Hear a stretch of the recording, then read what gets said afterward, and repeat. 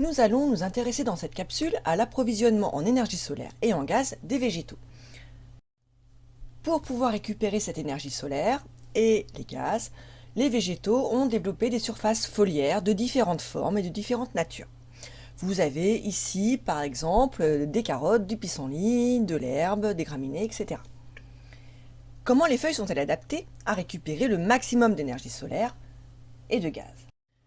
La feuille est un organe particulièrement bien adapté à la récupération maximale de l'énergie lumineuse et des gaz de l'atmosphère. Pour cela, elle a une organisation particulière.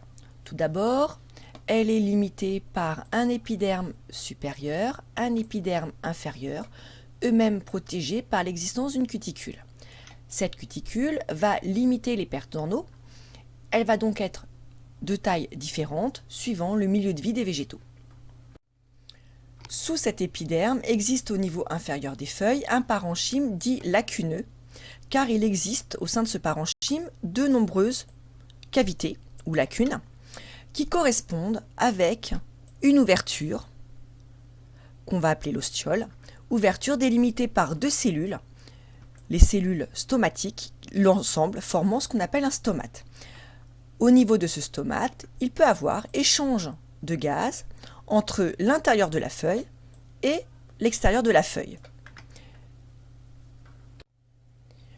Le parenchyme chlorophyllien, lui, est constitué de cellules palissadiques, verticales très bien rangées les unes à côté des autres, qui vont récupérer l'énergie solaire, les gaz échangés avec la chambre sous-stomatique et vont réaliser principalement la photosynthèse. Les chloroplastes au sein de ce parenchyme palissadique réalisent en plus une cyclose, c'est-à-dire qu'ils vont se déplacer suivant un cycle qui va permettre de présenter les chloroplastes encore plus près de l'épiderme et donc être beaucoup plus efficace dans la récupération de l'énergie lumineuse. Enfin, existe au sein de cette feuille une zone où vous avez l'existence de vaisseaux conducteurs de sève avec le xylème qui va transporter la sève brute et le phloème qui va transporter la sève élaborée, c'est-à-dire la sève qui va se charger en produit de la photosynthèse pour aller le transmettre à l'ensemble de la plante. Vous avez ici une photo de stomate. Donc vous avez l'épiderme ici, avec les cellules qui ici au niveau des fougères ont des formes très particulières. Les cellules stomatiques, donc une ici et la deuxième qui est là. Et au centre, l'ostiole, qui ici est plutôt fermée. Cette ostiole va permettre les échanges de gaz. Vous avez ici, sur un épiderme de tulipe, où vous voyez la paroi des cellules ici, et nos deux cellules stomatiques ici. Ici, l'ostiole est plutôt ouvert. Vous avez ici la même chose, une coupe transversale d'un épiderme avec l'ostiole ici et les cellules stomatiques avec la chambre sous-stomatique. On voit ici la cuticule. Ici et là, les stomates vus de face avec l'ostiole fermée ici et l'ostiole ouvert ici. On vous dit également que l'ostiole est plutôt ouvert la journée et va se fermer plutôt la nuit. Dans ce cas-là. Vous avez ici une coupe d'épiderme de tulipe, toujours avec le stomate, avec ici les cellules stomatiques et ici la cavité sous-stomatique ou chambre sous-stomatique qui va augmenter la surface d'échange de gaz avec les cellules environnantes.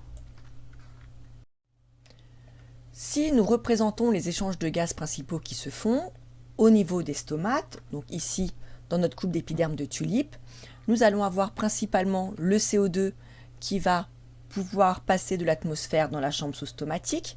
Le dioxygène, lui, va plutôt être échangé vers l'extérieur de la cellule. Je vous rappelle que c'est un déchet de la photosynthèse. Vous allez avoir une sortie principalement d'eau, mais également il est possible que de l'eau rentre puisque l'air est humide et donc va pouvoir rentrer avec l'atmosphère qui rentre dans la chambre sous-stomatique. La sortie de l'eau par les stomates s'appelle l'évapotranspiration et c'est une grande zone de perte d'eau. Les stomates vont donc se fermer en période très chaude de la journée pour éviter de perdre trop d'eau. Cette évapotranspiration va également permettre la montée de la sève brute, le mouvement donc de cette sève brute au sein de la plante. Lors de la photosynthèse, il va y avoir production de sucre et d'acides aminés qui vont, avec l'eau, fabriquer la sève élaborée. Celle-ci va être transportée vers les racines et tous les autres organes de la plante par le phloème, donc qui sont des vaisseaux constitués de cellules criblées. Vous voyez ces cellules criblées ici, avec ces cribles qui sont constitués au niveau de la paroi des cellules vivantes ce coup-ci, et au niveau de ces cribles, la sève va pouvoir circuler. Nous allons voir un cas particulier. Par exemple, au niveau des mangroves, le sol est saturé en eau, l'eau est salée, et le sel présent au niveau de l'eau va augmenter l'évapotranspiration au niveau des feuilles.